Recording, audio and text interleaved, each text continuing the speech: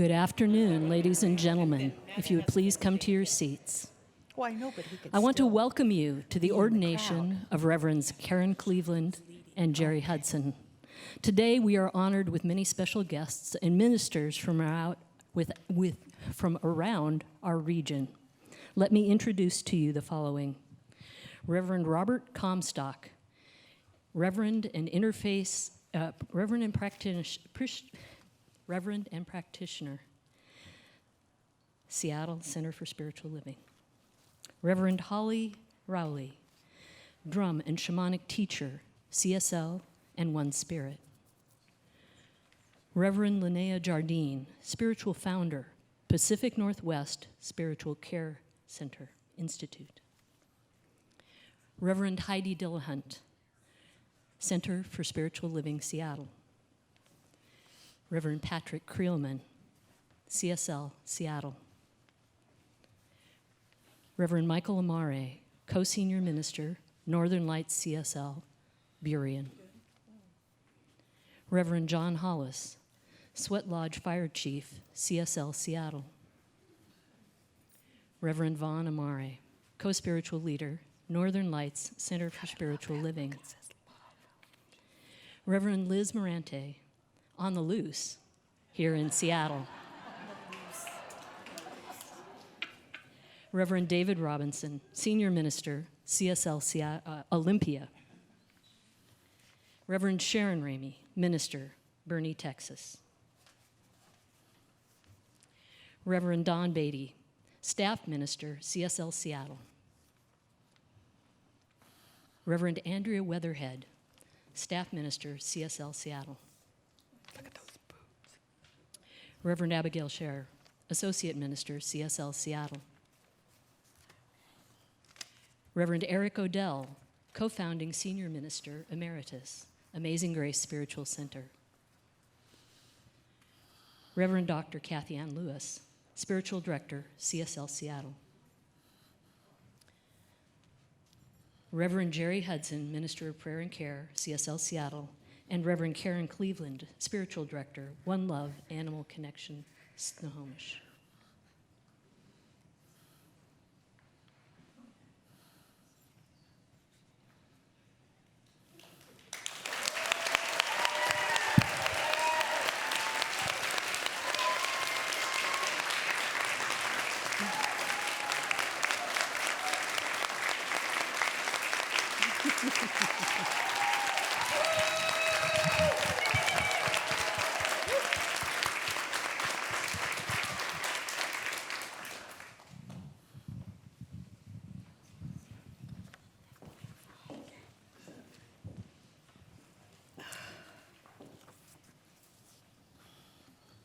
Hi, I'm Mandy Cui. As the president of the Board of Trustees here at Center for Spiritual Living, I would like to welcome you to the divine ringing of a phone. To this divine ordination ceremony. So, to become an ordained minister is a very high calling. And today, I would just like to thank Reverend Jeri Hudson and Reverend Karen Cleveland, right there, for answering that high calling. The path to become an ordained minister is a path that involves a deep spiritual awareness of oneself, as well as a connection with others, and also a demonstration of the consciousness of a lifetime dedicated to servicing the ministry, a full commitment. So I would like to say that I'm so grateful once again for Reverend Jeri Hudson and Reverend Karen Cleveland for saying yes to servicing our community in this way. Yes. Yes, thank you.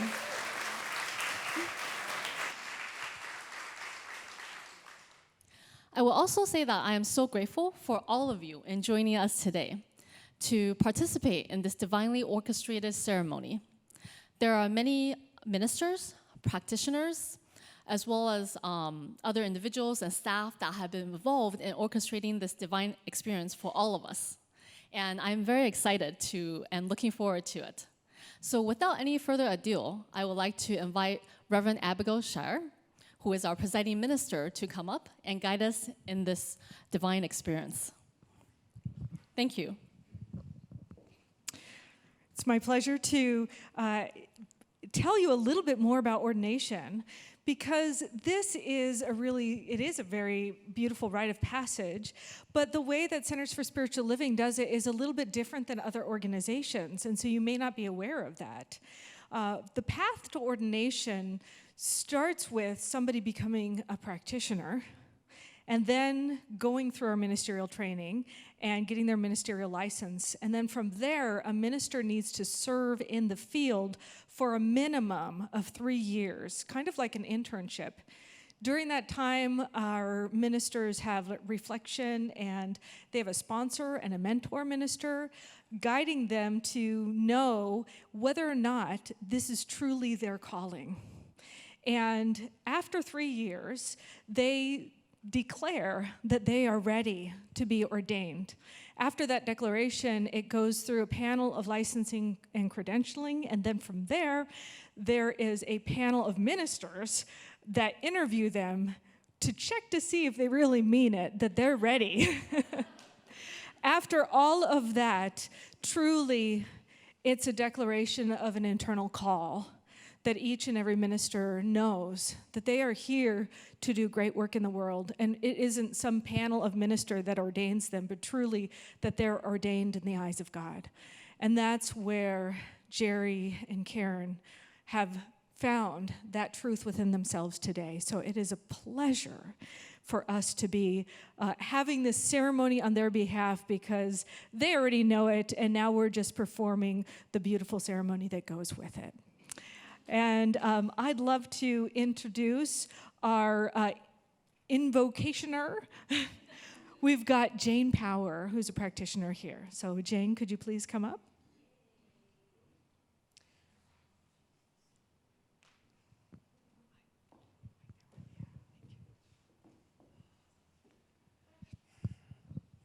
I'm delighted to be here today to sink us into the deliciousness of the divine.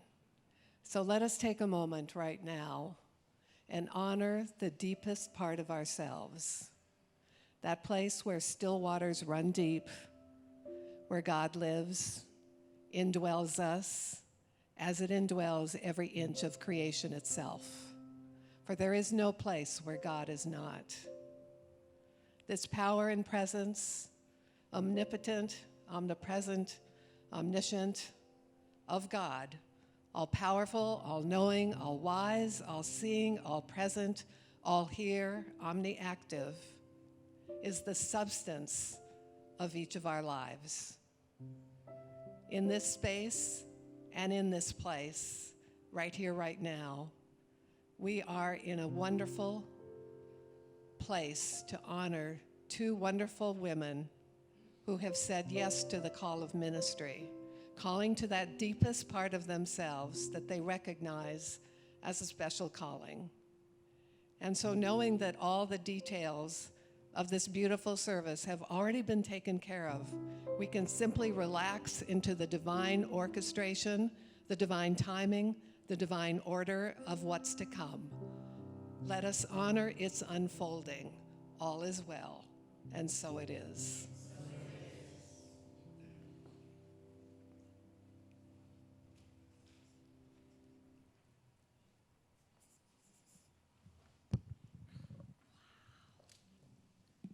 Man, it's good to be back. It's been a minute. And for such an occasion as this.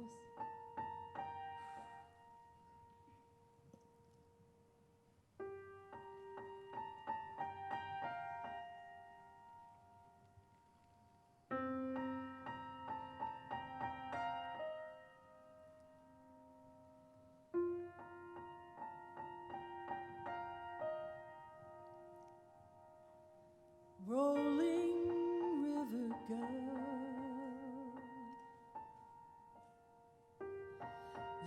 stones are smooth. Only once the water passes through.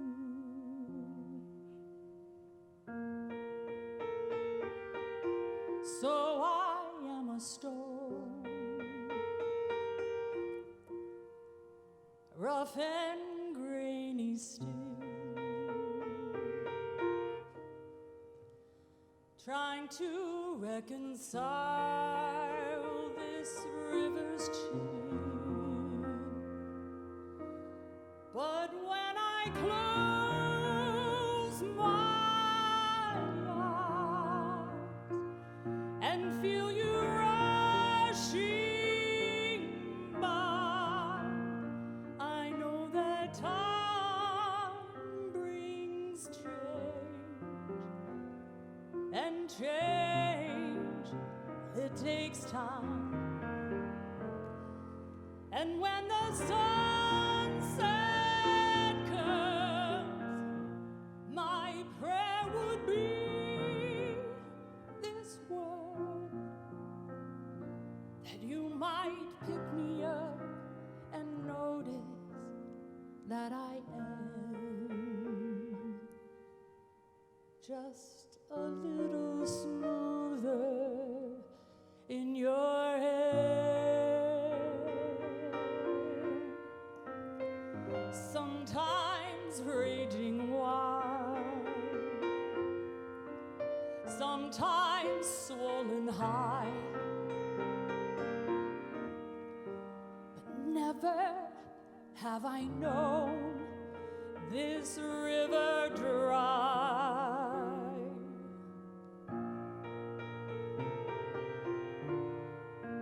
The deepest part of you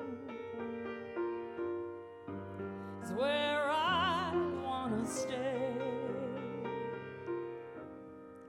and feel the sharpest edges wash away.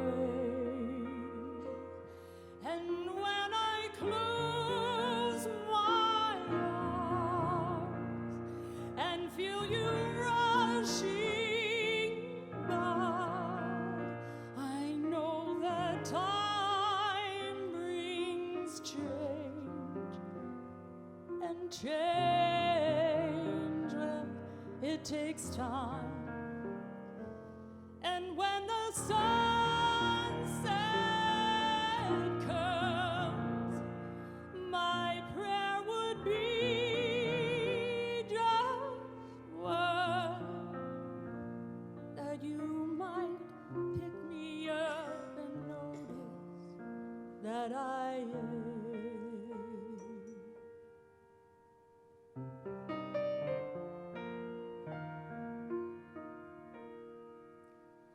just a little smoother in your head. Rolling river gone, little stones are smooth. Only once the water passes through.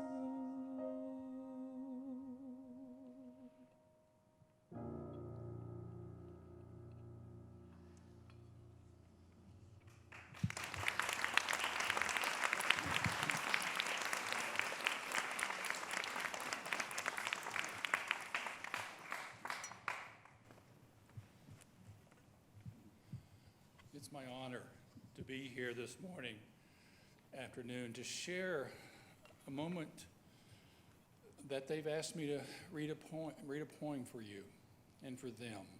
Because as I read this and rehearsed it, I just see them so much in these words. A Blessing for Solitude by John O'Donnell. May you recognize in your life the presence, power, and light of your soul. May you realize that you are never alone, that your soul in its brightness and belonging connects you intimately with the rhythm of the universe. May you have respect for your own individuality and difference. And may you realize that the shape of your soul is unique. That you have a special destiny here. That behind the facade of your life, there's something beautiful, good, and eternal. May you learn to see yourself with that same delight, pride, and expectation with which God sees in you every moment. Karen and Jeri, it's been my honor to share this journey with you. You are a blessing to this community and the world. Thank you.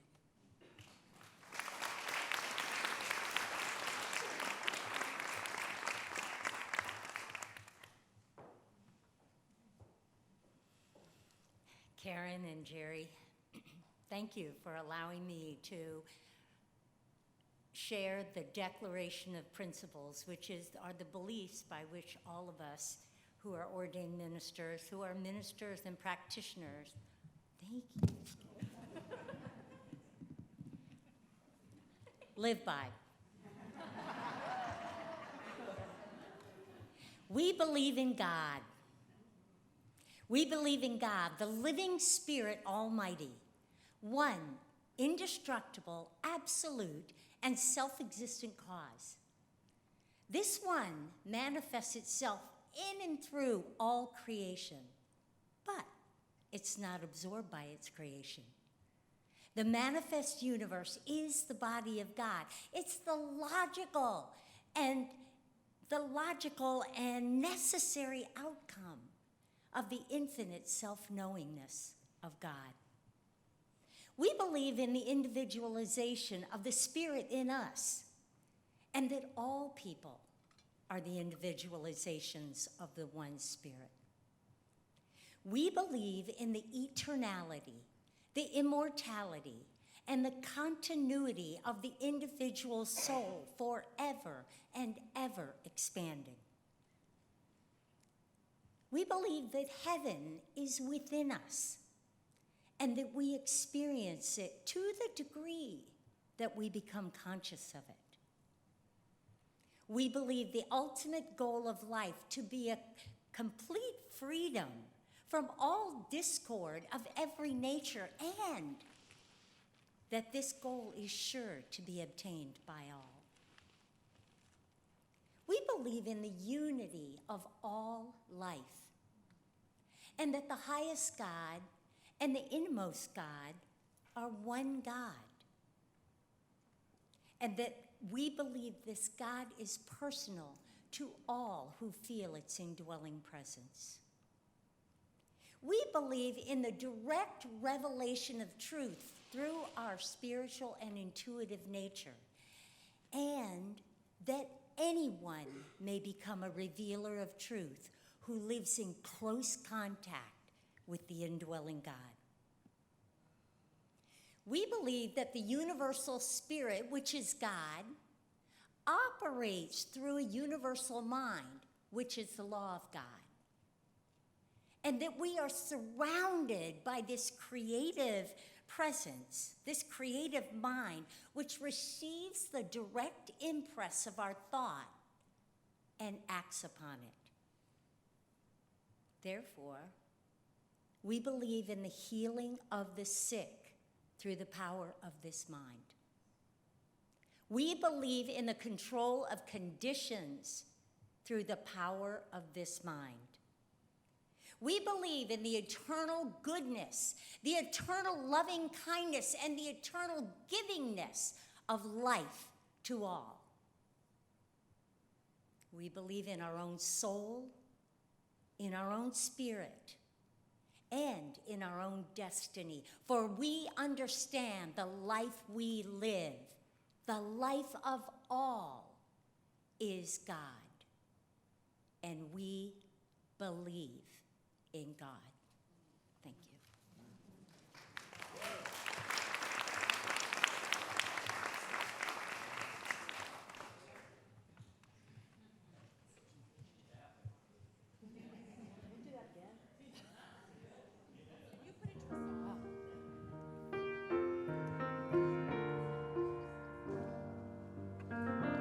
response.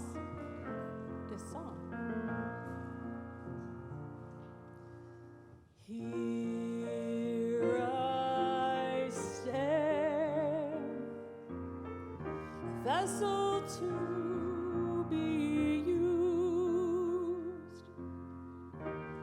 Whatever Spirit needs of me, I will be, I will be, I will be. Here I stand. My heart is here to serve. Wherever love is leading me, I will go, I will go, I will go.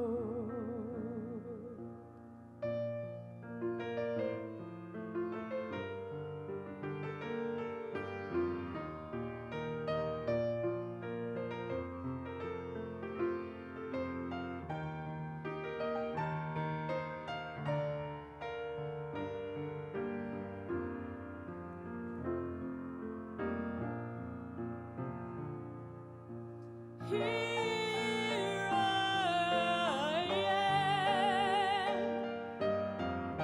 a vessel to be used. Whatever Spirit needs of me, I will be, I will be, I will be. Here I stand. My heart is here to serve. Wherever love is leading me, I will go, I will go, I will go. I will go, I will go, I will go.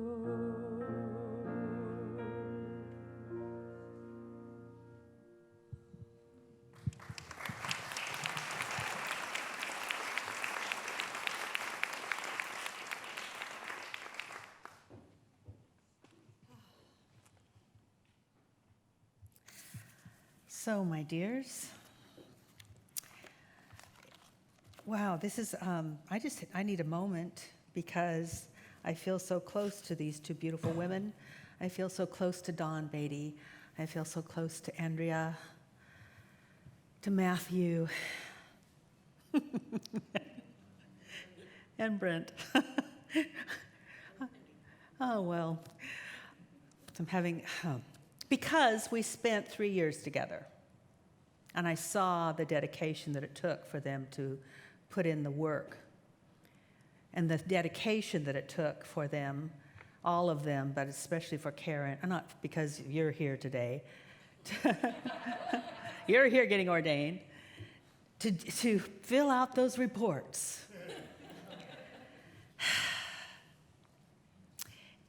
So we're having a ceremony that is really the culmination of so many years of introspection and service to their God by serving others.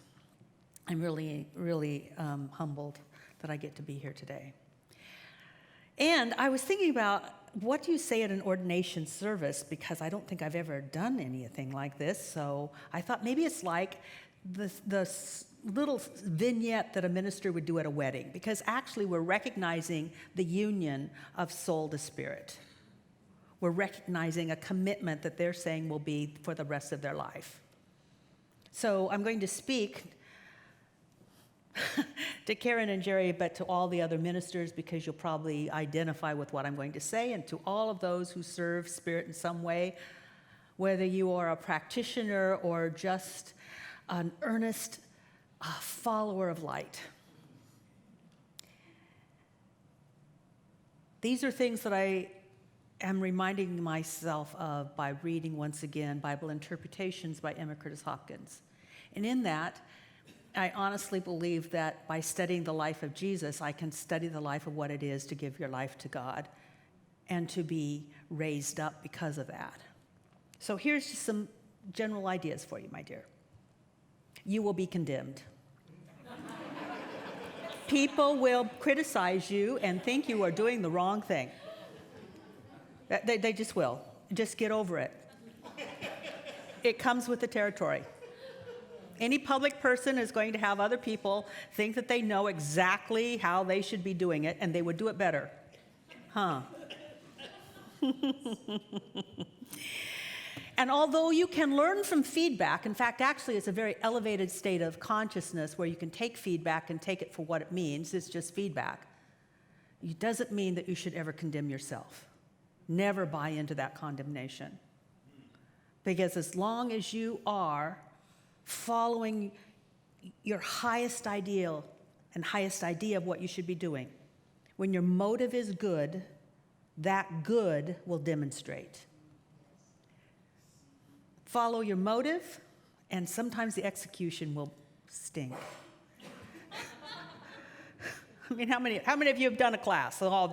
Just let's just be minister honest here for the lay people. How many of you have done a class and wish you had done it differently? How many of you have done a talk, wish you'd done it differently? How many of you have talked to somebody on the phone and really wish you'd done it differently? If the motive was good, good will prevail. Trust your motive, not necessarily the execution. Now, some people, here's another one. Some people are going to want to be babied, not empowered. It's true. It's true. It's true. And I got this from Jesus also. He would meet people where they were. If they needed to be fed, he fed them. If they needed to be healed, he healed them. And some people, very few people, wanted to follow him on that pathway to knowing God as the only reality. So you meet people where they are, you serve them where they are, and not everyone's going to really get it. One of the ways that we can, what would I say? One of the ways that people will want to be babied, though, is that they want to be told what to do. They just want to be told what to do. And you've seen that in the United States. What do I think? What's the affirmation? Just give them an affirmation. Just give them an affirmation.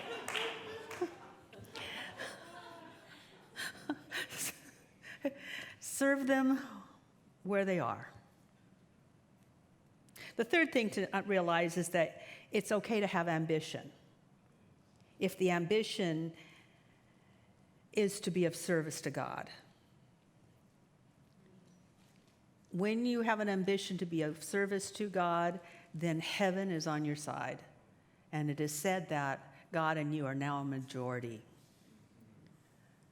So watch your ambition, because some people don't be too ambitious. I'm ambitious. Use me.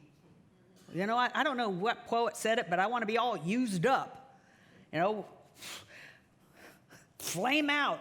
Go big. Number 4. God always has a better idea. So, yeah, it's okay to have a good idea, but it's even better to have the idea and then listen to see if you get divine approval. Does it feel right inside? If there's that click and that rightness, then move ahead. But also remember that God's ways are not your way, and God's thoughts are not your thoughts. So listen more, speak less. Number 5. You do not earn points in heaven for hard work. Get over it. Lots of hours does not make heaven. Lots of hours does not prove your worth. Trying hard does not help you feel better. It will actually just wear you out. Burnout with ministers is something like 80% in 5 years across the board. Why? Because they try so hard to please everybody. They try so hard to not offend. They try so hard to prove that they're worthy. They try so hard to show that they're worth their salary and that people should listen to them and to serve all these needs. It's like, give it up. You didn't get that from me. And that's why I can still be in the ministry after 40 years.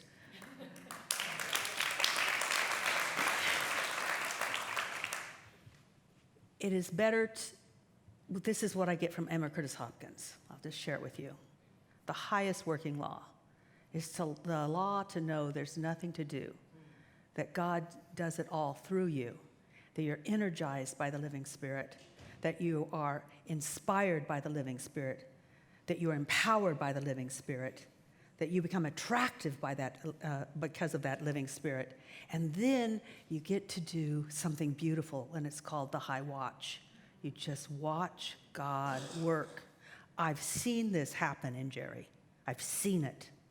I've seen her look up and know that something wonderful is going to happen, and it did. I've watched it in Karen. I've seen her look up. I mean, the miracles that have happened, and these two women, they have earned their right to be ordained. And it's not the papers that were filled out, and it wasn't the exam that they had to go through in so many different levels. It's because they live by letting God work in their life. That's the truth, and so it is.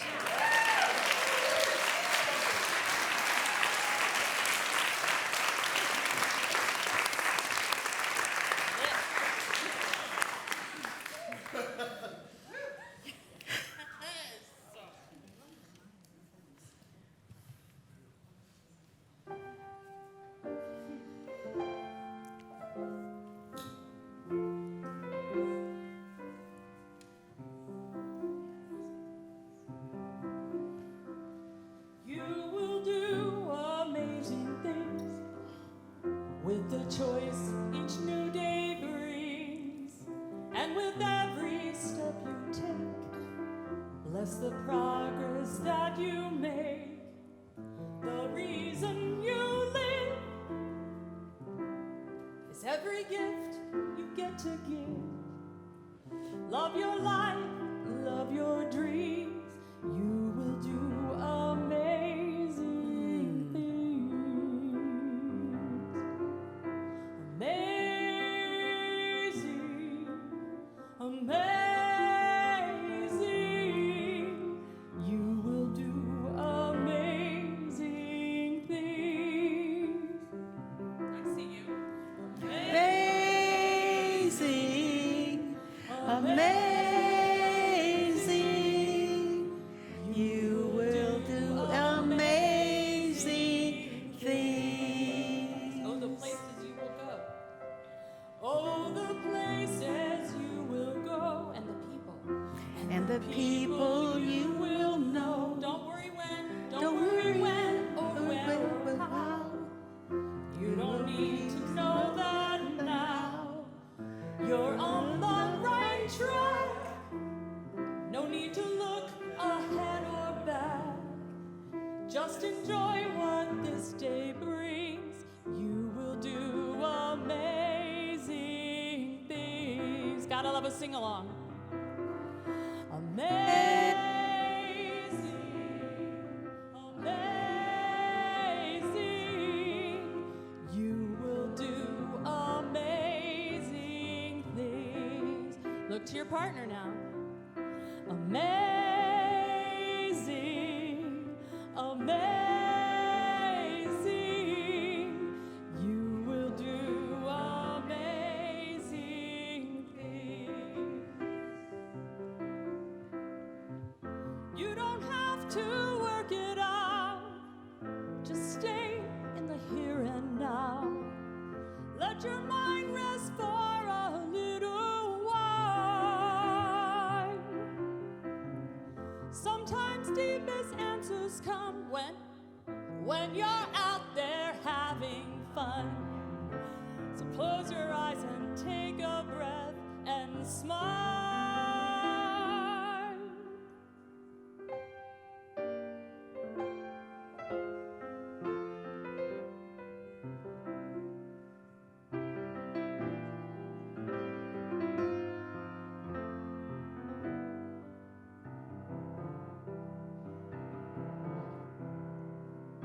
You don't have to work it out. Just stay in the here and now. Let your mind rest for a little while.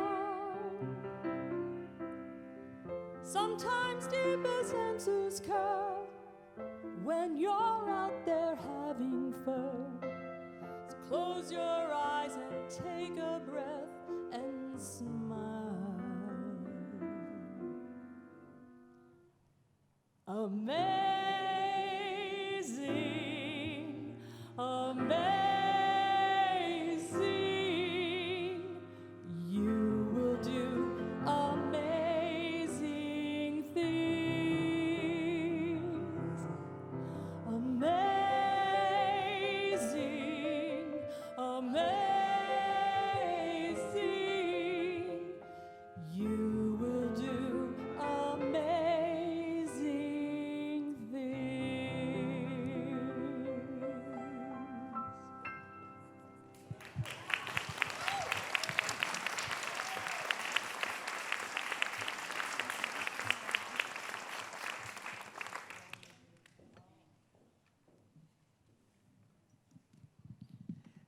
I am so grateful and I'm so honored to be part of your ceremony, Karen and Jeri.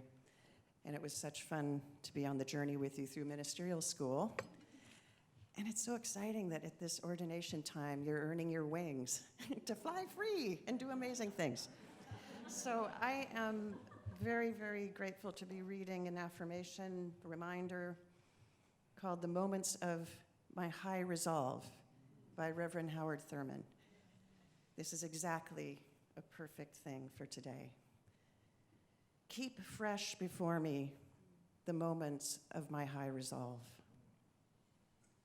Despite the dullness and barrenness of the days that pass, if I search with due diligence, I can always find a deposit left by some former radiance, but I had forgotten. At the time, it was full-orbed, glorious, and resplendent. I was sure I would never forget. In the moment of its fullness, I was sure that it would illumine my path for all the rest of my journey. I had forgotten how easy it is to forget. There was no intent to betray what seemed so sure at the time. My response was whole, clean, authentic. But little by little, there crept into my life the dust and the grit of the journey. Details, lower level demands, all kinds of cross currents, nothing momentous, nothing overwhelming, nothing flagrant, just wear and tear.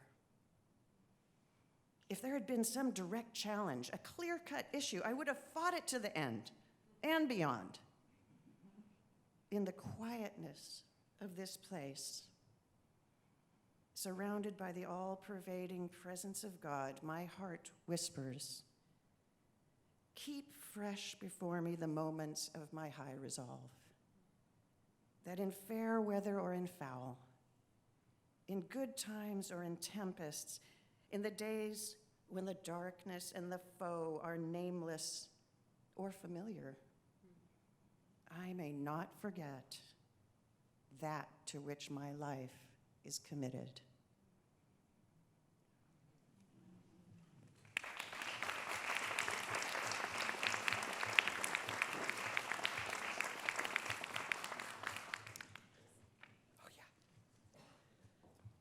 Well, now we're getting into the meat of it, and I just want to say that I was very honored when I was asked to be involved in this service.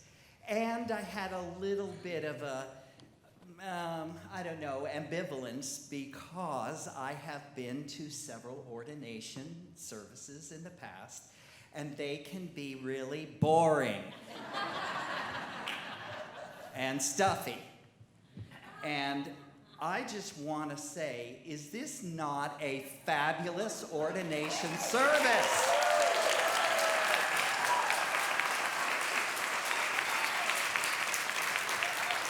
I mean, the singing, the speaking, the reading of the principles. And Sharon came all the way from Texas to do that for us. Oh my goodness. I'm invited in this script to say something about the ministers. And I'm not going to take very long at all. I'm just going to say, I've known Jeri a really long time. She sang in the choir. She did me a huge favor once because she sang the solo on a very obscure Joni Mitchell song. And she did a really good job. It was a big favor to me. I don't know if anyone else cared, but I did. And I served as her mentoring minister, and really, she didn't need a lot of mentoring, right? Because she's really great. And then I was told that it was going to include Karen, and I was like, well, I don't really know her at all. So we got together this past week, and we spent some time together, and I found out she's just as great as Jeri is.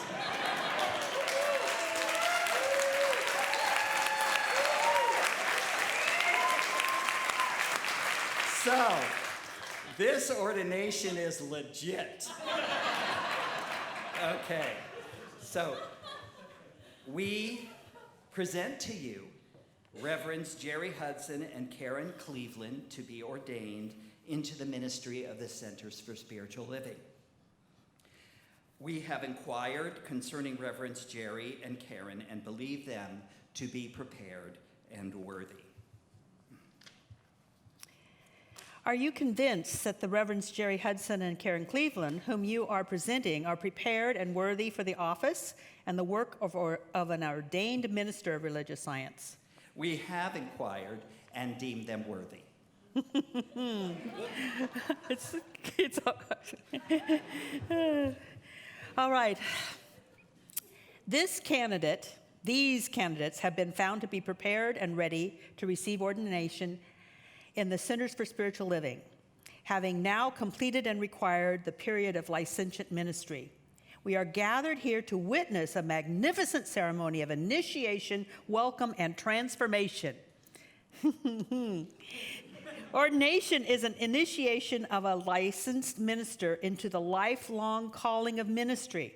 It is a welcoming on behalf of the family of ordained ministers of our faith, of one more into the ranks. So all of these wonderful ordained ministers are here to welcome you into the club. To the candidate, that's you. I will now charge you with your ministerial commitment. Are you ready? Presenting minister, that's you. Yeah, we're really good at this.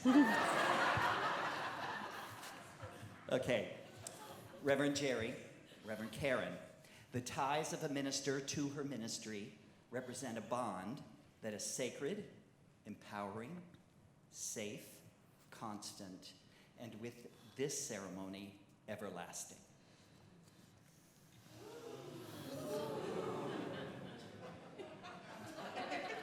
With ordination, you step into a new life of spiritual service and commitment.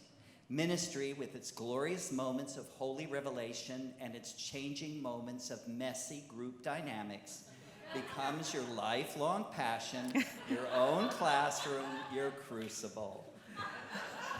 Lucky you. Today, you step onto a path of no return. Those doors are locked. You become a minister for life. This union is to be undertaken with great consideration and respect for your ministry, for those people who comprise your ministry, and for yourself. Out of all the possibilities for giving your gifts to the world, you have chosen to be a minister for Centers for Spiritual Living. This is a tremendous blessing to us, and we want it to be a tremendous blessing for you, year after year.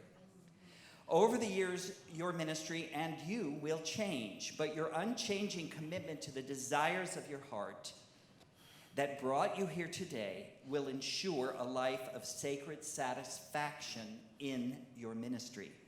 Do not hold back. Give all the wisdom, the organizational skills, and all the love you have to give. Of course, love is the most important part. A minister must have a breadth of heart that holds others' hearts, comforts, heals, and remains deep enough to serve your own spiritual growth. Do not be an island. Seek help and support as you need it. Get your rest and take breaks. Remember, you are committed for life, and life is long. Especially if you are in religious science, because religious science ministers live really long. It's true. Let your thoughts be centered on the divine and seek to see the Holy One in every person you meet. I charge you, dear ministers, to teach, heal, love. Minister to all, and may the peace of God be ever in your heart, the truth of God be expressed through your words, and the light of God move through your hands into the world that awaits the mighty gifts you have to give.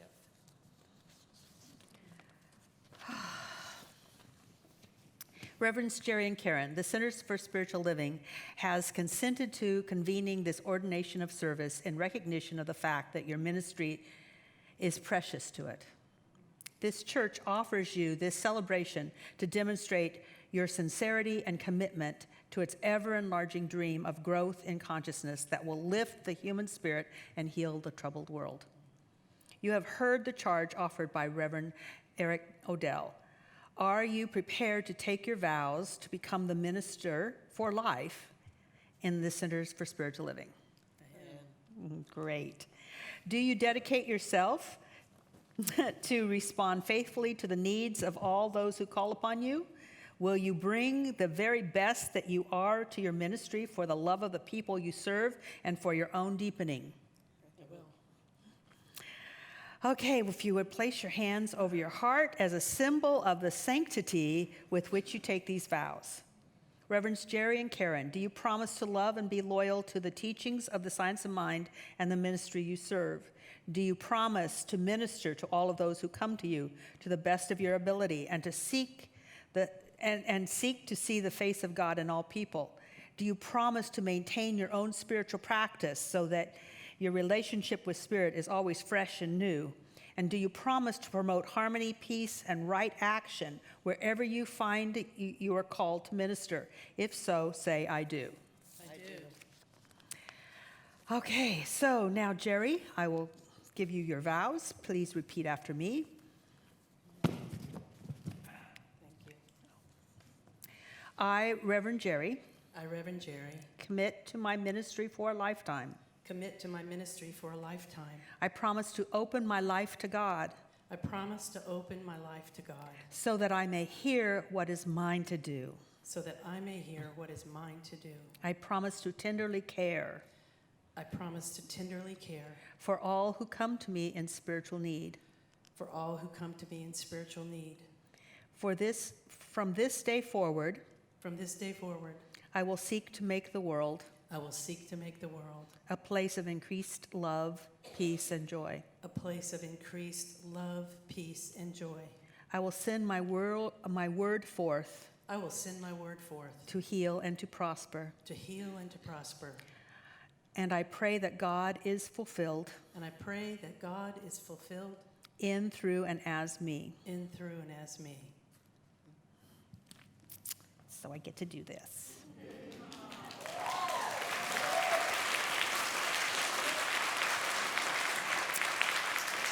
Beloved Reverend Jeri, oops, yeah, I've got a mic, ha ha ha. I was wondering, where's the mic? Oh, it's on me. Beloved Reverend Jeri, because you have been found eminently qualified for ordination, and because you have made your sacred vows in front of your colleagues and friends, by the authority vested in me by the Centers for Spiritual Living, I now confer upon you ordination as a minister for spiritual living. Congratulations.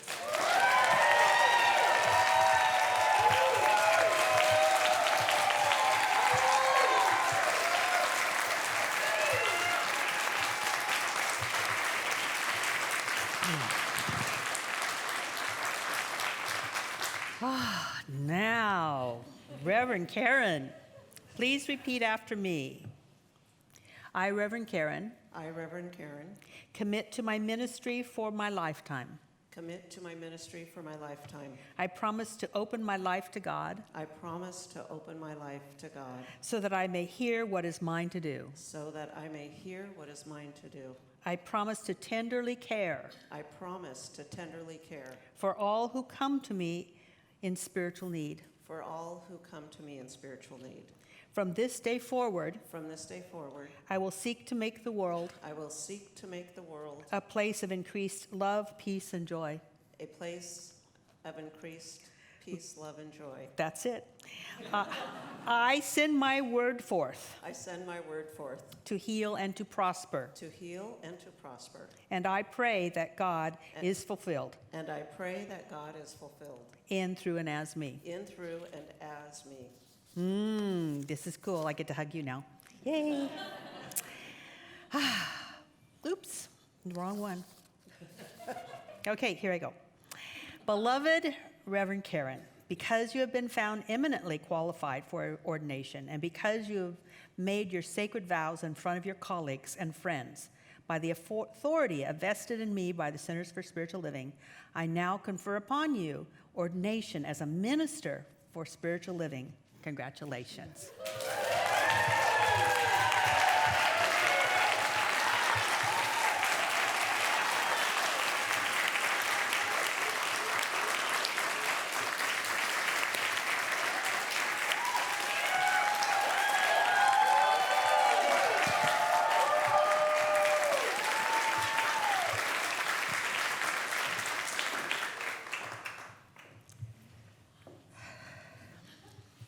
An ordination service is a lot like a wedding.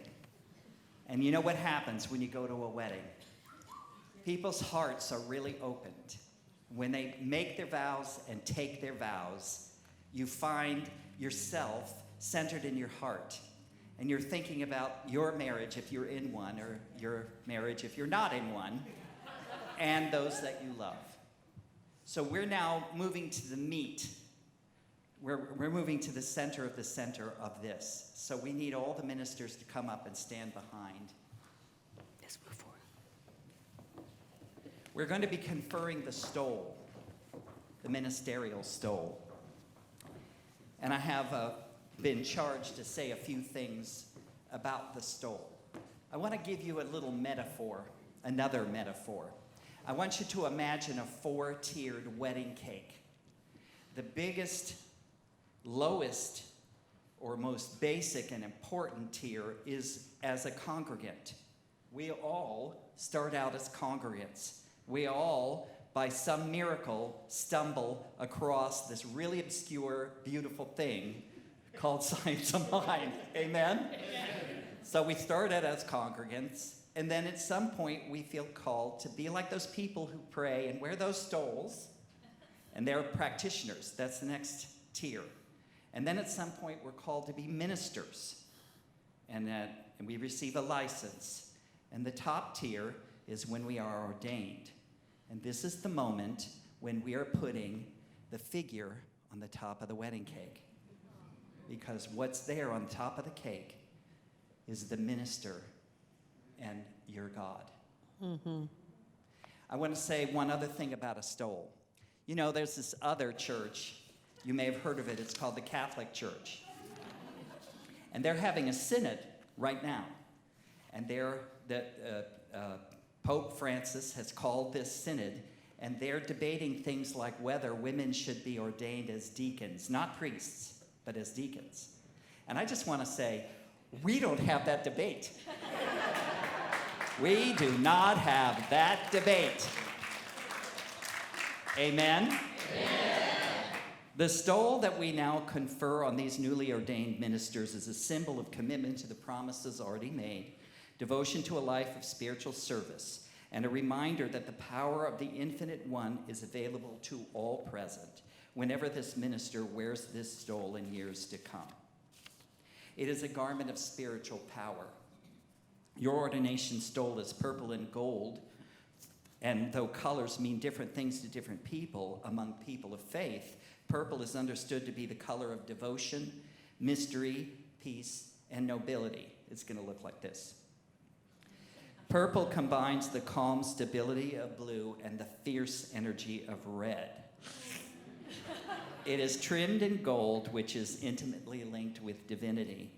Gold symbolizes wealth used wisely and represents illumination, love, compassion, and courage. The satin fabric is a reminder that your ministry, just like your life, is woven from the threads of many people, events, and understandings. And it is all these many different experiences that make your life, as well as your ministry, strong and a beautiful tapestry of truth. The smooth quality of satin reminds us that in rough spots of our ministry, if we lean into our spiritual being, it is one of smoothness beneath and ever present in the midst of life's challenges. Our Science of Mind symbol, which is here, expresses the triune nature of God, which continually reveals itself in the heart of our lives, reminding us that Spirit descends into and expresses as all form, because all is sacred and all is divine. Every time you wear this stole, you are linked with all the clergy and spiritual teachers around the globe and across the centuries. You carry upon your shoulders the form and the essence of your ministry: clarity, love, and the strength of a great philosophy and a rich and fulfilling way of life. This stole is a loving blessing to you and to all you bless in your ministry. Reverends Jeri and Karen, the time has come for you to accept this symbol of spiritual power.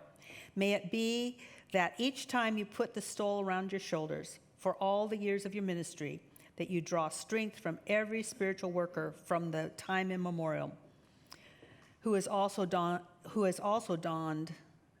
a garment of spiritual power. May you remember the love that accompanies the presentation of this stole here today. When you wear this garment, may you always enter the clarified partnership with the divine. Now it is time to bestow the stole on these beloved ministers. Jeri, you have chosen your mother, Jean Houston. Hudson. Not Houston, but that would be fun. Jean Hudson to bestow the stole on you. So I asked Jean to join us here. Mm-hmm.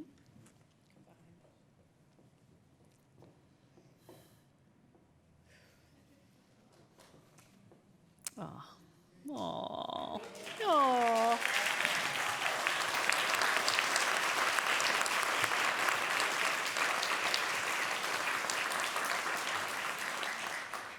And I am so honored that Reverend Karen has asked me to put the stole on her.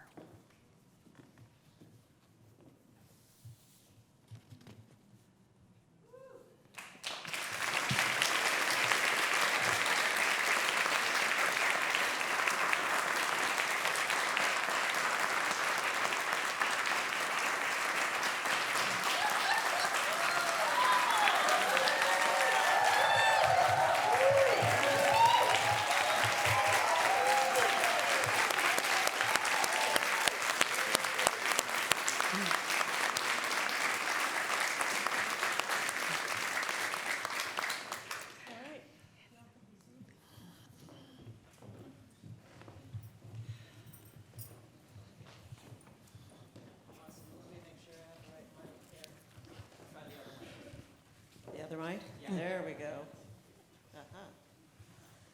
All right, well, just a couple of minutes of words from me.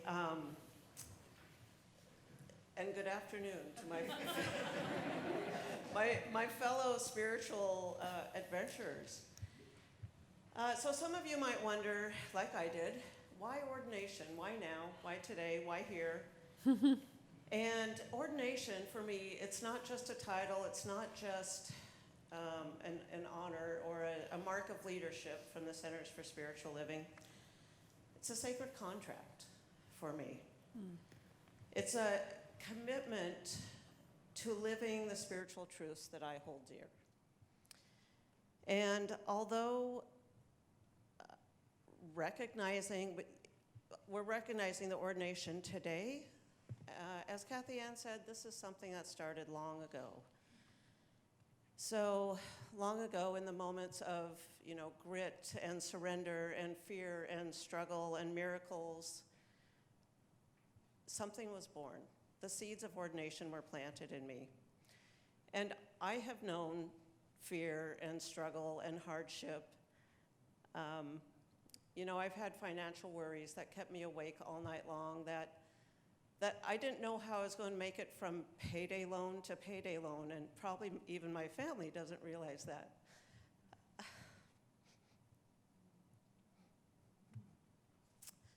And there were times I felt lost and alone and feeling disconnected.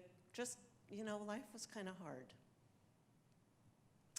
Fortunately, hard does not have to be the end answer. Hard is actually an invitation. It's an invitation to evolve. It's an invitation to embrace these principles that I hold dear, these principles of Centers for Spiritual Living, the spiritual truths, the knowing God.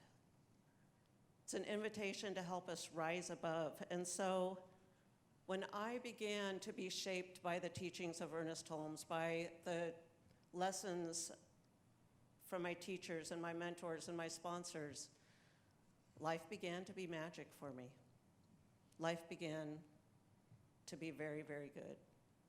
And if you looked at me in my life 10, 15 years ago, and you look at my life today, if you didn't know better, you might say, oh, she finally got her act together.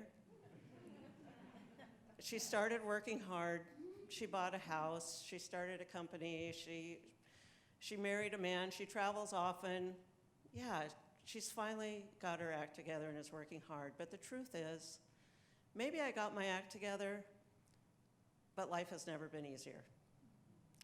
It's the ease of divine flow that I am in. And it's this ease of the divine that I wish for everyone. The ease is what makes life so fun. I'm busy. I'm busy doing things I love, and it's all easy. It's all easy. So again, why ordination? Because it's part of my sacred contract, and it's because I want to be a beacon of light to those who need it, those who have lost their way, others that need it. And if you know me, it's not only the human experience I want to be of assistance to. I want to help all life. I want to help everyone recognize the oneness and the connectedness in all the animals of the earth, as well as your fellow human beings, as well as yourself. So I am here to help people connect with animals, with people, with their God, and help God be revealed through everything that they see. And that's why ordination for me today. So it is.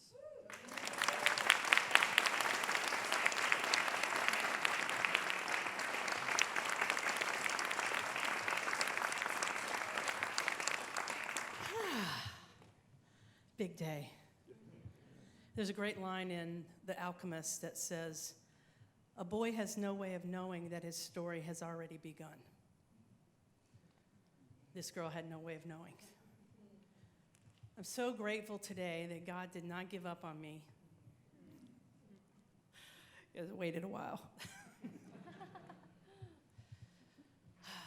There's a Bible verse in Jeremiah that says, "For I know the plans I have made for you, to prosper you, to give you hope and a future." Why would I say no to that?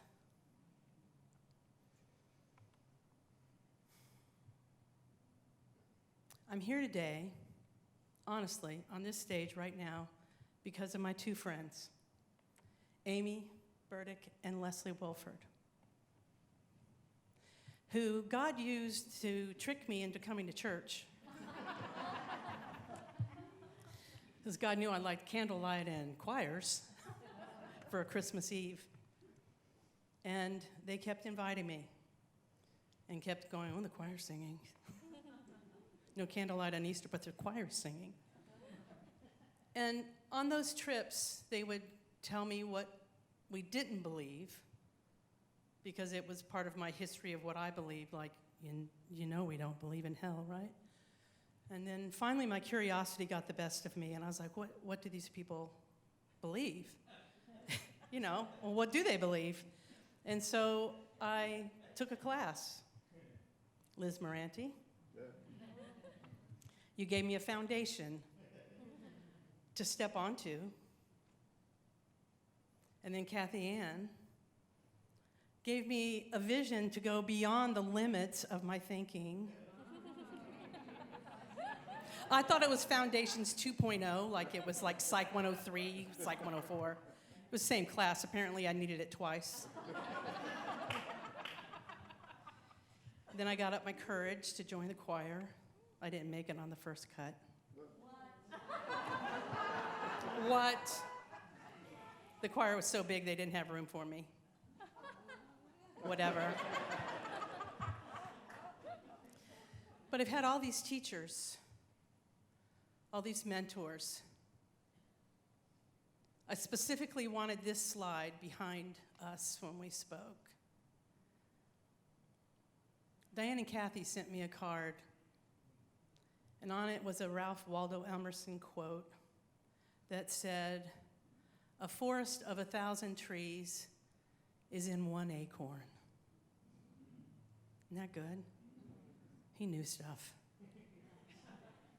And so I started thinking about the acorns that were dropped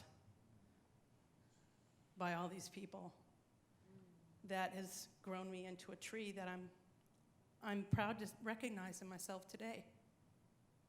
I have a deep Christian root from my grandmother, Kate Templin. Man, she loved God fiercely and unapologetically, and you better too. She's a taproot, my beloved mother, who has shown me such unconditional love. Like, I really get that God's unconditional in its love because of you. And a practice of devotion to her God that has inspired me to get up at 6 in the morning every day, apparently, and do prayer.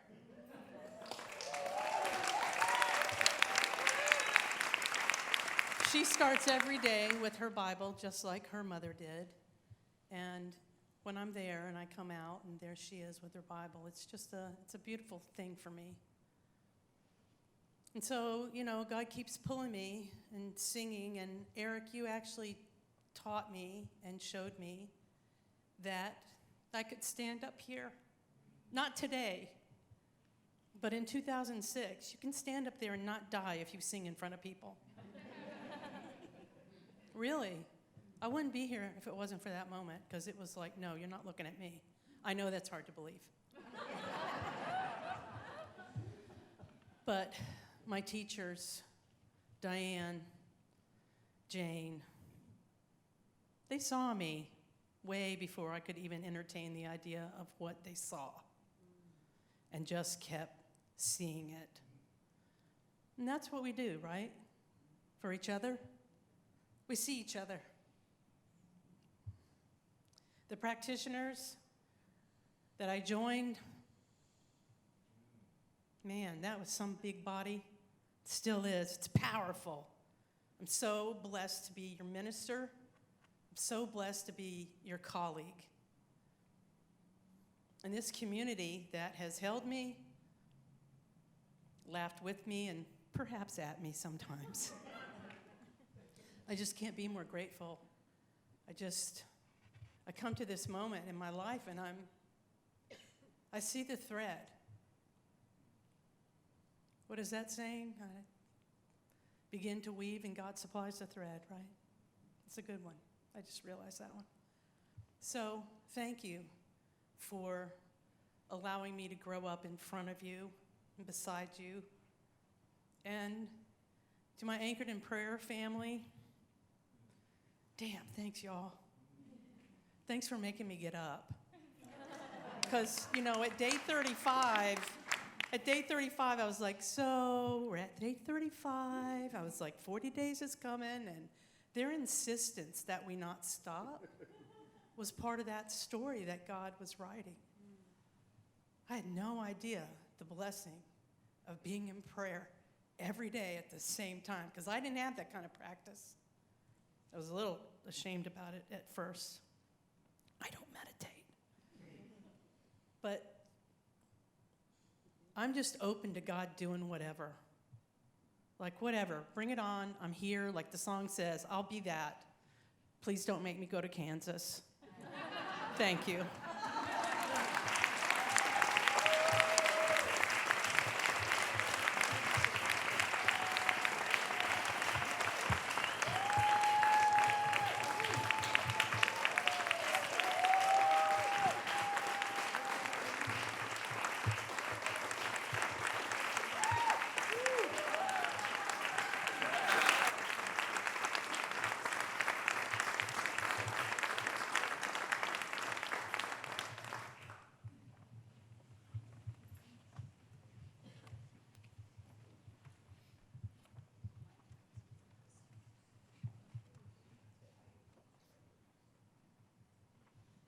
Partner in crime is sitting this one out.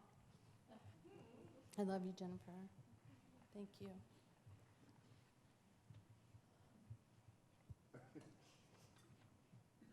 Goodness of God. Oh.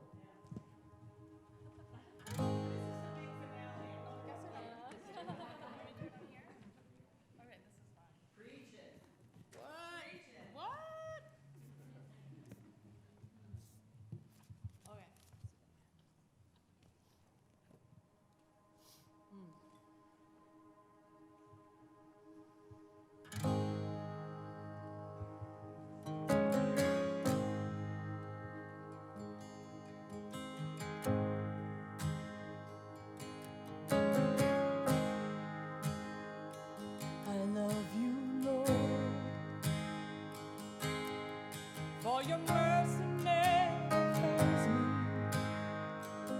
And all my days I've been held in your hands.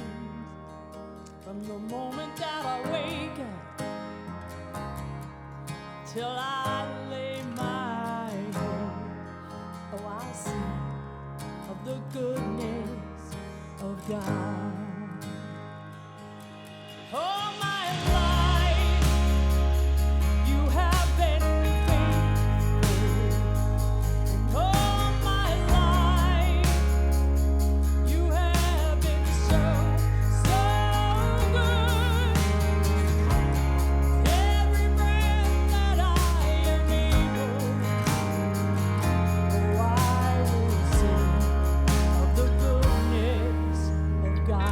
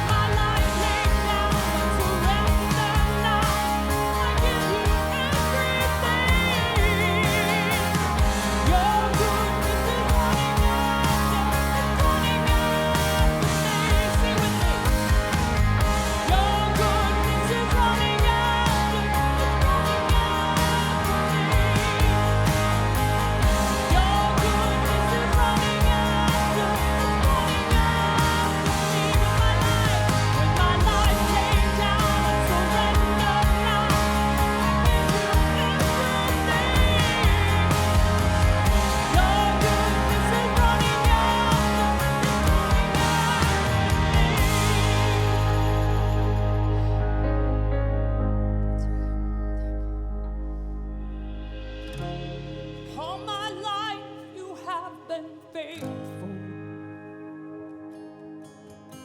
And all my life you have been so, so good.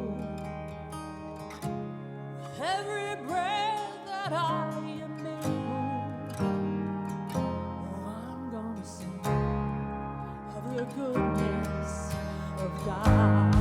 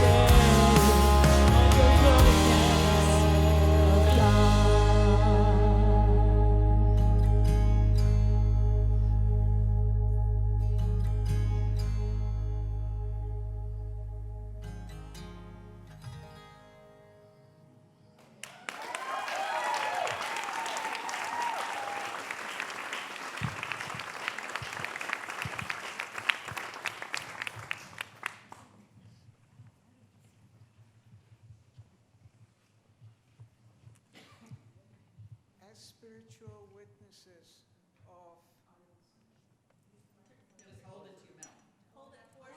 It's on. Point it at you. Hold it closer to your mouth. all right.